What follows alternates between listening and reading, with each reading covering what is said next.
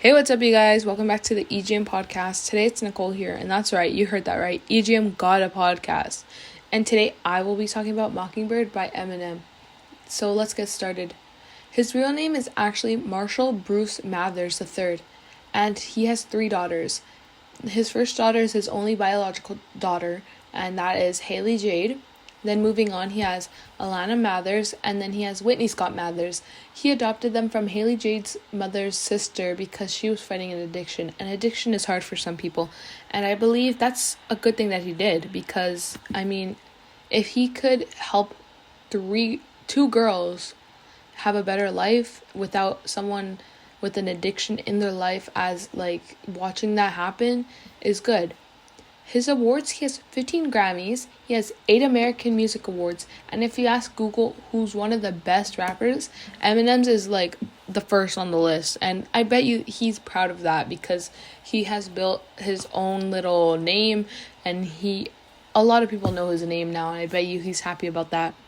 One Oscar that set his breakthrough was winning the best rap song for Lose Yourself. Another one is when he was number 1 on in the UK for his song Lose Yourself again and Stan. One of his more crazy side life events was when he almost died.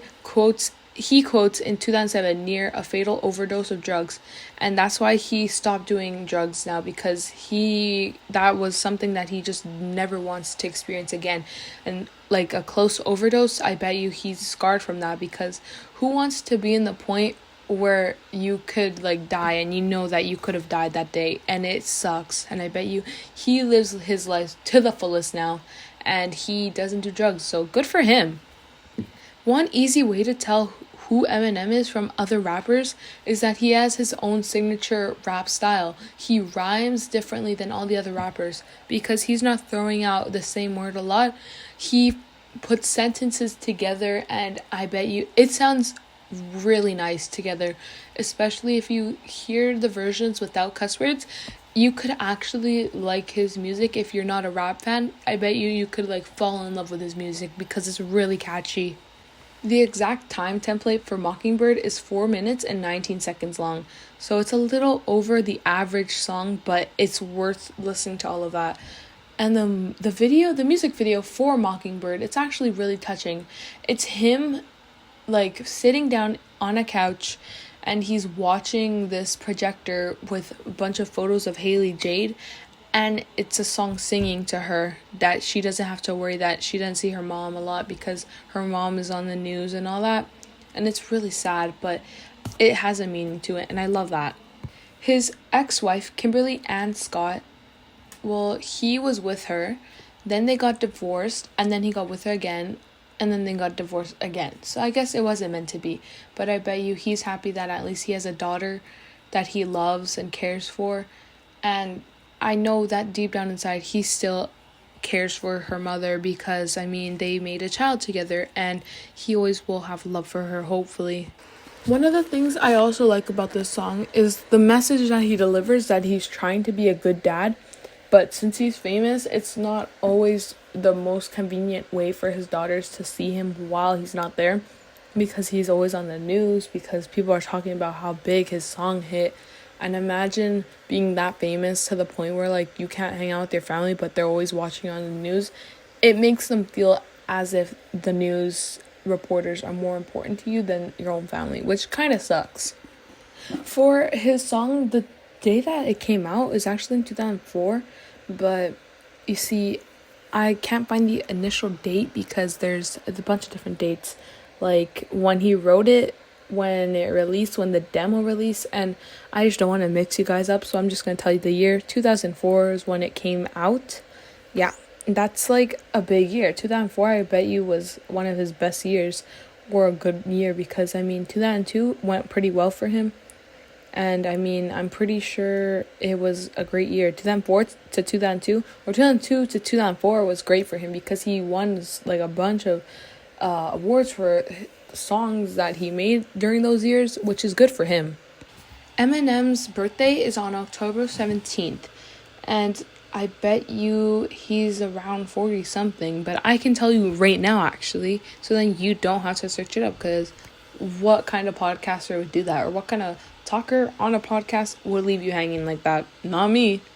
Here we have it. He is 48 years old. His birthday is October 17th, like I said, 1972. So he's 48, which, I mean, he's not the youngest, but he's also not the oldest. So he's like in the middle there. And he's still writing music today, which is good for him because, I mean, if he made all those awards, I bet you can make a bunch more in these years because, I mean, his music seems pretty well. Like, it's still doing really good.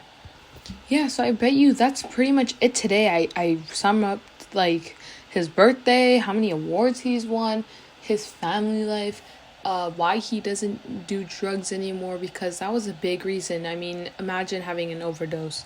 It's really bad. Also, I told you guys his good songs that he has out, and right now I will give you guys some song recommendations by him because his music's really well and we should all boost him up a little bit. Here we go. So first off, I bet you would love to listen to Lose Yourself. That's a good recommendation.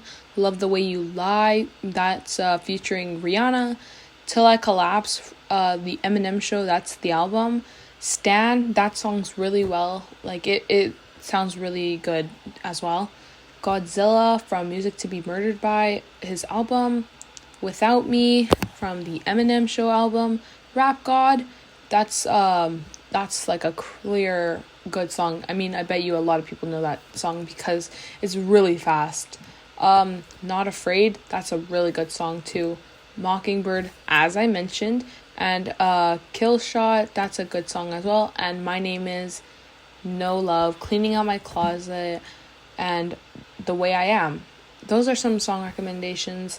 But to be honest, I think that in general, his music's just really well. So I bet you could listen to any song and you can listen to it clean, like the clean version or the non-clean version. It'll sound good either way. Thanks for listening today. Tune in again on our next episode of EGM Podcast. Nicole out. See ya.